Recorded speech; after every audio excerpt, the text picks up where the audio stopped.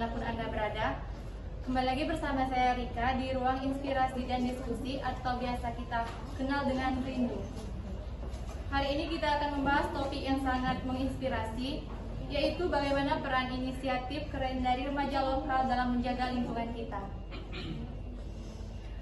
Perhatian kita hari ini tertuju kepada Pantai Panjang. Pantai Panjang adalah pusat pariwisata kita. Pantai Panjang sangat luas dan indah. Tempat yang pas untuk kita refreshing, tempat bermain, dan menikmati keindahan alam.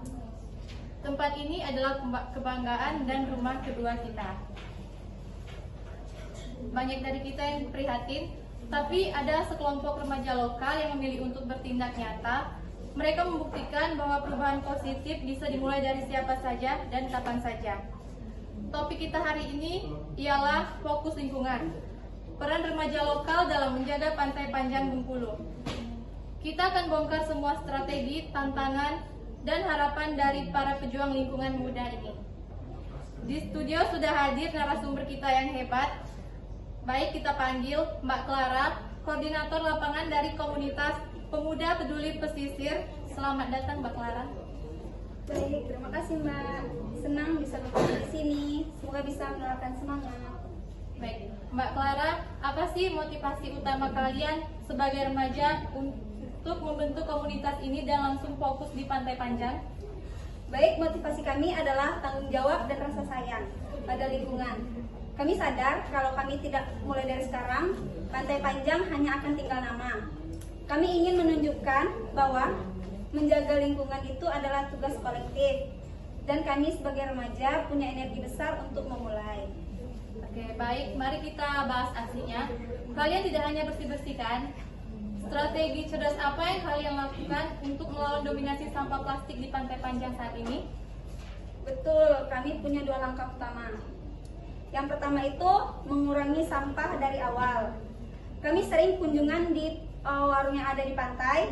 Kami ajak ngobrol baik-baik pemiliknya. Kami meminta mereka mencoba untuk mengurangi penggunaan sedotan dan kantong plastik sekali pakai.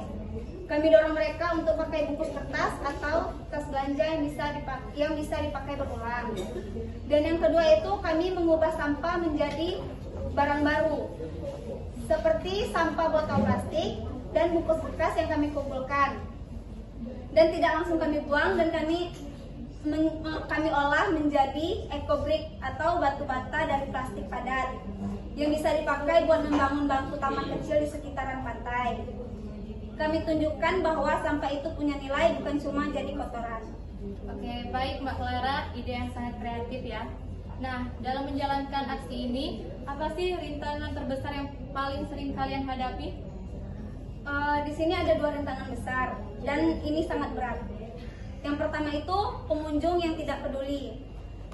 Ini yang paling melelahkan. Kami sudah bersih-bersih, tapi beberapa jam kemudian ada pengunjung baru yang seenaknya membuang botol atau bungkus makanan di pasir. Rasanya usaha kami seperti sia-sia di mata mereka. Dan yang kedua itu sampah yang dicampur.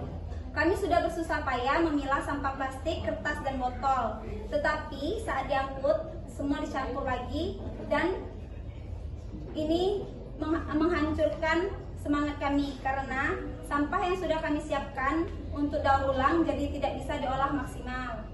Kami butuh sistem angkut sampah terpisah dari pemerintah.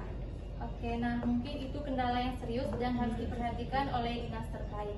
Nah, lalu bagaimana cara kalian yang sederhana untuk mengajak remaja lain agar mau ikut bergabung dan tidak sekedar jadi penonton? Nah, di sini kami pakai cara yang fun dan santai. Kegiatan bersih-bersih kami itu kami kemas seperti ngumpul seru sambil beramal. Nah, di sini setelah bersih-bersih kami akan sharing session atau main game bareng di pantai yang sudah bersih. Intinya kami tunjukkan bahwa menjaga lingkungan itu bisa sambil healing, bisa sambil menambah teman, dan itu jauh lebih keren daripada sekedar nongkrong biasa. Oke, sepertinya cara yang bagus untuk menjangkau anak muda saat ini.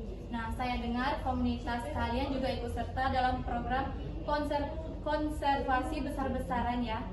Ya, betul. Kami sangat bersemangat karena kami ikut serta dalam program besar yang diinisiasi langsung oleh Wali Kota Bengkulu, yaitu Bapak Dedi Wahyudi. Program itu adalah Gempala. Nah, Gempala itu gerakan menanam 10.000 pohon kelapa yang dilaksanakan pada 18 Agustus 2025 kemarin. Tujuan program ini bukan hanya untuk mempercantik pasir pantai kota, tetapi juga sebagai langkah nyata untuk mewujudkan ketahanan pangan jangka panjang. Kami percaya kebersihan dan kelestarian itu harus berjalan beriringan.